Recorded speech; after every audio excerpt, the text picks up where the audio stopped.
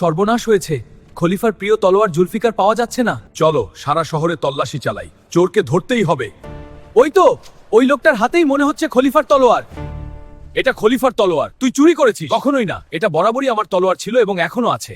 মিথ্যাবাদী, তোকে আজ মেরেই ফেলবো। থামো, তোমরা আইন নিজের হাতে তুলে নিও না। আমি খলিফা হতে পারি, কিন্তু আল্লাহর বিধানে খলিফা ও প্রজাতে কোনো তফাৎ নেই। চলো কাজীর দরবারে, সেখানেই বিচার হবে।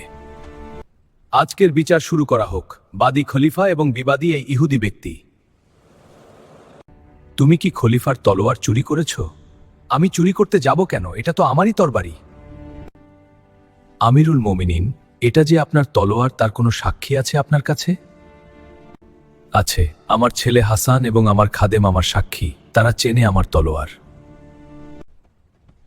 কিন্তু ইসলামে পিতার পক্ষে পুত্র এবং মনিবের পক্ষে চাকরের সাক্ষ্য গ্রহণযোগ্য নয়, তাই আপনার নালিশ খারিজ করে দিলাম।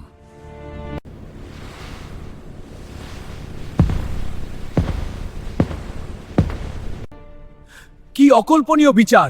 খলিফার দাবিও গ্রহণযোগ্য হয় না। সঠিক প্রমাণ না থাকলে এমন আইন তো মিথ্যা হতে পারে না। আমিরুল মোমিনিন, এটি আপনারই তলোয়ার। সত্যি আমি এটি চুরি করেছিলাম, আমাকে ক্ষমা করুন।